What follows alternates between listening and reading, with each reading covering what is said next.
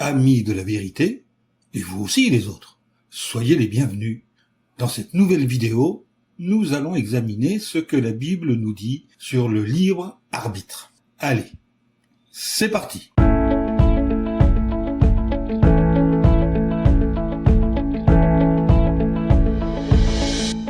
Alors, la question qu'on peut se poser, c'est « Dieu est-il maître de notre destinée ?»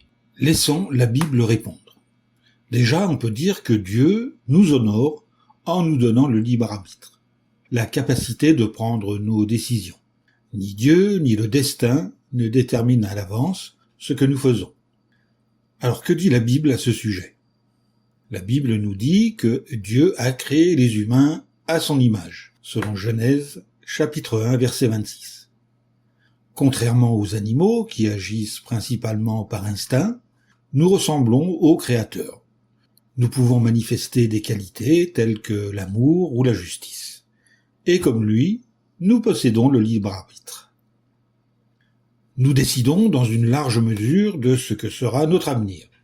Dans la Bible, Dieu nous encourage à choisir la vie en écoutant sa voix, c'est-à-dire en choisissant d'obéir à ses commandements, selon Deutéronome, chapitre 30, versets 19 et 20. Ce conseil n'aurait aucun sens, et serait même cruel, si nous n'avions pas le libre arbitre. Au lieu de nous obliger à faire sa volonté, Dieu nous lance cet appel chaleureux. Si seulement tu prêtais attention à mes commandements, ta paix deviendrait comme un fleuve, et ta justice comme les vagues de la mer. Selon Isaïe, chapitre 48, verset 18. N'est-ce pas, dans ce verset, Dieu nous supplie presque de prêter attention à ses commandements. Et poursuivons. Alors dans la vie, nous avons tous des réussites et des échecs. Cependant, ils ne sont pas déterminés à l'avance par le destin. Pour réussir ce qu'on entreprend, il faut faire des efforts. Tout ce que ta main trouve à faire, fais-le de toutes tes forces, dit la Bible, en Ecclésiaste chapitre 9 et verset 10. On y lit aussi les projets d'un homme actif sont profitables, selon Proverbes chapitre 21 verset 5 dans la Bible du Semeur.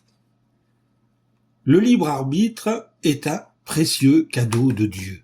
Il nous permet de l'aimer de tout notre cœur, parce que nous avons choisi de l'aimer, selon Matthieu chapitre 22 verset 37. Mais Dieu n'est-il pas le maître de toutes choses, diront certains? La Bible nous enseigne que Dieu est tout-puissant et que personne ne peut limiter son pouvoir.